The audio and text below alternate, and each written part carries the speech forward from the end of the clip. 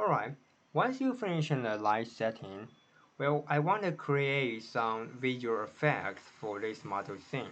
First thing, because this model scene is scene about graveyard, so I hope there will be some very dense fog cover the ground. So how can we do that? Actually, very simple. Let's press Shift A, create a mesh cylinder. Enlarge the size of the cylinder. Go to the top view and move the cylinder to the center.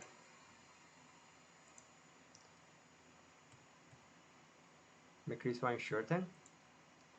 Alright, so now let's go to the material, press new, create a material which name fork.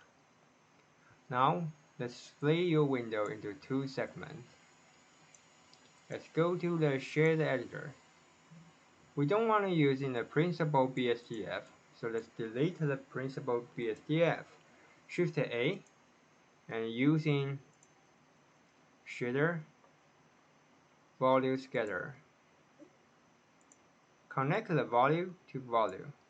So now we will have the fog. For now it's too dense, so it's not the reason I want. We can change the density, probably into 0.05. Still too dense, so let's change to 0.15. Something like this. And also we can change this parameter. So let's increase the number, probably into 0.6. You can make your fog more transparent. Alright, so now we have the fog.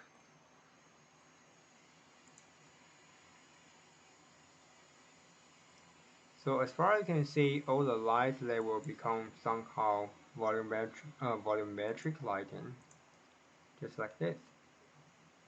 Nice. And if you think it's still the fog is too high, you just drag the cylinder down, and well, you can get the result you want. I think it's fine, so that I will keep like this. Alright, so this is about how to set the fog. Next part, I want to create some particle, and the particle will glow. So it will make the particle looks like fireflies or maybe some I don't know, dust in the air. Alright, so how can we do that? Very simple. Let's press Shift A, create a mesh sphere, a UV sphere. Okay, and choosing the UV sphere, go to the particle property, press this plus icon, and you can create particle. Now let's press spacebar, and as far as you can see, here is the particle. But well, the particle only show up in this area. Why is that? Because the lifetime of the particle is only around frame 50. So after they existed frame 50, they will disappear. So we can switch this one to 300, so it will last until the end of the animation, just like this. Okay? And also for the number, I think it's better for us to set as 500 or maybe 700 will be quite enough. Alright, next things. For now, the shape of the particle looks like hello. That's the setting of the blender. I want to use in some object. So for now, we need to create a prototype of the particle. Let's press Shift A, create a cone mesh, and let's go on the left side panel. Let's reduce the number of the vertices. So probably just 3 will be quite enough. And let's move this one to the side because I don't want this prototype show up on the model scene. And scale down, move this one down. Don't forget to press Ctrl A for apply all transformations. Let's do that again. Object set origin to geometry, so it will be easier. Ctrl A, apply rotation and scale. I think it is better compared to apply all transformed. Now let's go to the material property, press new, and I'd like to create a new material which name glow particle. Okay, so now let's go to the shade editor. Let's enlarge the number of the emission strengths. And also we can change the color of emissions. I think it's better to use in blue or maybe purple color. It will be more creepy, or even green will be fine. Green color always looks creepy. Alright, something like this. So once you finish this setting, let's choose in the particle system, the particle sphere. Go back to particle property, scroll down, and find the render sections and go to the object. Now click this drop, and we can select the object you want. So let's choosing again, choosing this drop, choosing this object. Alright, now we have. So once you press space bar, and it will start to play. Just like this. Okay? It looks fine.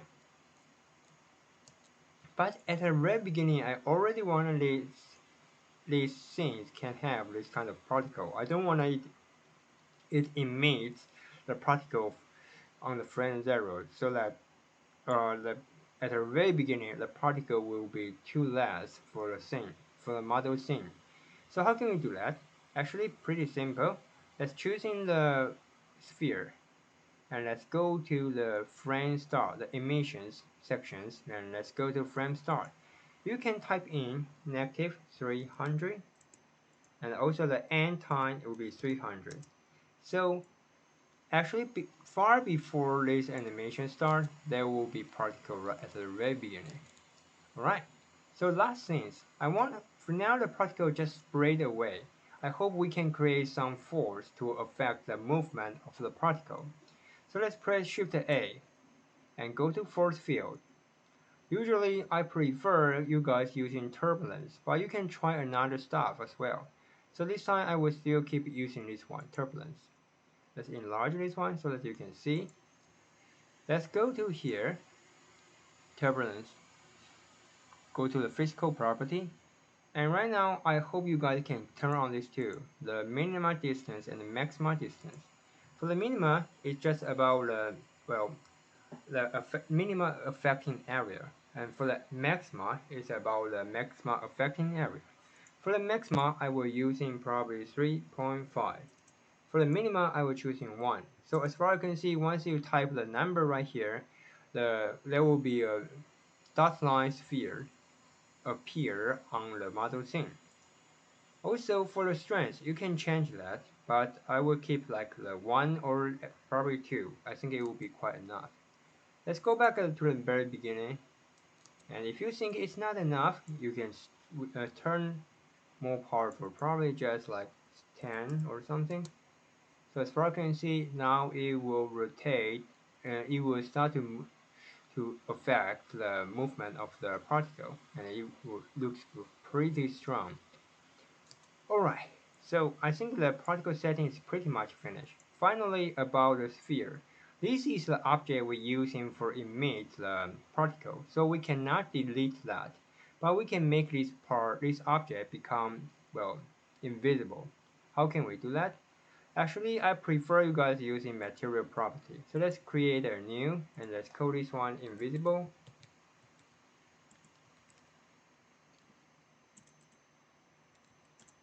Alright, and now we don't want to using the principal BSDF. Let's using another one. The principal.